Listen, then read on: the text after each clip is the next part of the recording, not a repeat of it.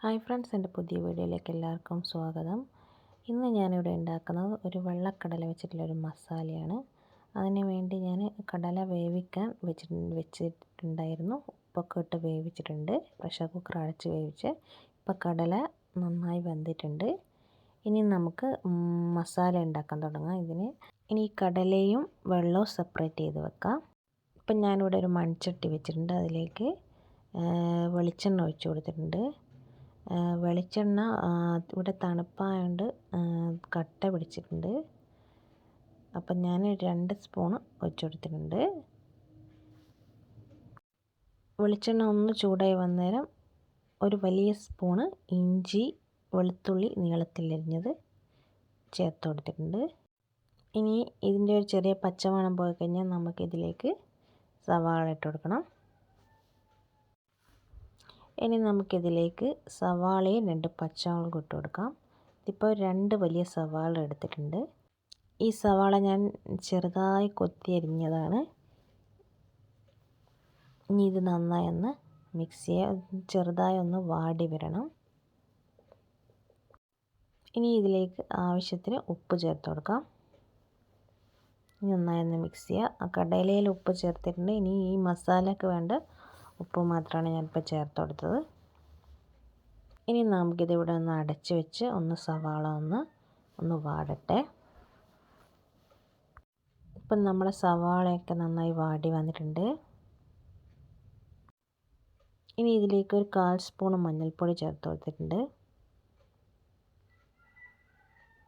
ഇനി ഇത് നന്നായി ഒന്ന് മിക്സ് ചെയ്യുക. മഞ്ഞൾപ്പൊടിയുടെ കുത്തം ഒന്ന് പോകണം. അതിനുശേഷം നമുക്കിതിലേക്ക് മുളക് പൊടി ചേർത്ത് കൊടുക്കണം. ഞാനിപ്പോൾ ഇവിടെ 2 സ്പൂണ് മുളക് പൊടി ചേർത്തിട്ടുണ്ട്.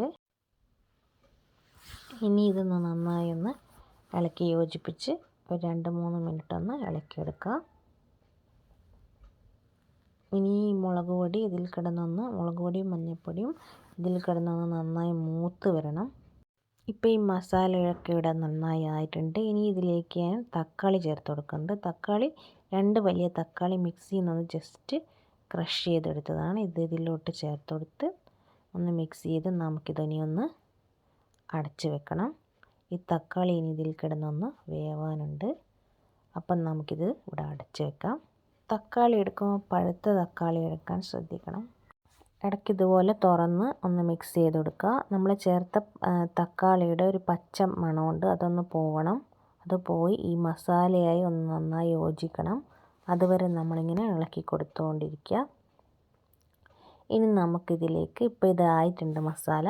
ഇതിലേക്ക് നമ്മൾ കടല വേവിച്ച വെള്ളം കുറച്ച് ചേർത്ത് കൊടുക്കുക. എന്നിട്ട് ഇതൊന്ന് നന്നായി മിക്സ് ചെയ്യുക. ഇനി നമുക്കിതിലേക്ക് കടല ചേർക്കണം. ഞാൻ നേരത്തെ വേവിച്ച് മാറ്റി വെച്ച കടല ഇതിലോട്ട് ചേർത്ത് കൊടുക്കുന്നുണ്ട്. ഇനി ഈ കടല ഈ മസാലയായിട്ട് നന്നായി ഒന്ന് മിക്സ് ആവണം. ഈ കടലയിൽ ഈ മസാലയൊക്കെ ഒന്ന് പിടിക്കണം. കടല ഇനി വേവേണ്ട ആവശ്യമില്ല, നന്നായി വെന്തിട്ടുണ്ട്. ഇനി ഈ മസാലയായിട്ടൊന്ന് കടല യോജിക്കണം. അത് അത്ര മാത്രമേ ഉള്ളൂ. ഇനി ഒരു 2 മിനിറ്റ് ഞാനിവിടെ അടച്ച് വെക്കുന്നുണ്ട്. ഇപ്പം നമ്മുടെ കടല നന്നായി വരണ്ട് മസാലയൊക്കെ പിടിച്ച് വന്നിട്ടുണ്ട്. അപ്പം ഒന്നും കൂടി ഒന്ന് വറ്റിയാൽ നമുക്കിത് ഇറക്കി വെക്കാം. ഇനി നമുക്കിതിലോട്ട് കുറച്ച് മല്ലിയില ആവശ്യമുണ്ട്.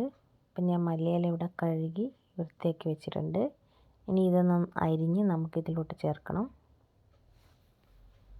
ഇപ്പം നമ്മുടെ കടലയൊക്കെ നന്നായി വരണ്ട് വന്നിട്ടുണ്ട്. വെള്ളമൊക്കെ വറ്റി വന്നിട്ടുണ്ട്. ഇനി നമുക്ക് ഇതിലേക്ക് നേരത്തെ അരിഞ്ഞു വെച്ച മല്ലിയില ചേർത്ത് കൊടുക്കാം. ഇനി ഇത് നന്നായി ഒന്ന് മിക്സ് ചെയ്തെടുക്കാം. ഇപ്പം നമ്മുടെ കടലക്കറി ഇവിടെ റെഡി ആയിട്ടുണ്ട്. ഇനി ഒരു കാര്യം കൂടി ചെയ്യാനുണ്ട്. ഒരു മുറി ചെറുനാരങ്ങ ലാസ്റ്റ് ഇതുപോലെ ഒന്ന് പിഴിഞ്ഞൊഴിക്കണം. ഒരു പുളിപ്പ് കിട്ടാൻ വേണ്ടിയാണ്. ഇനി ഇതൊന്ന് മിക്സ് ചെയ്യുക. ഇപ്പം നമ്മുടെ കടല ഇവിടെ റെഡി ആയിട്ടുണ്ട്. ഇത് പൊറാട്ടയുടെ കൂടെയും ചപ്പാത്തിയുടെ കൂടെയൊക്കെ കഴിക്കാൻ അടിപൊളി ടേസ്റ്റാണ്. ഇനി ഞാനിത് ഒരു പാത്രത്തിലോട്ട് മാറ്റുന്നുണ്ട്. അപ്പം ഞാനൊരു പാത്രത്തിലോട്ട് മാറ്റിയിട്ടുണ്ട്. അപ്പോൾ ഇതെല്ലാവരും ഒന്ന് ട്രൈ ചെയ്ത് നോക്കണേ.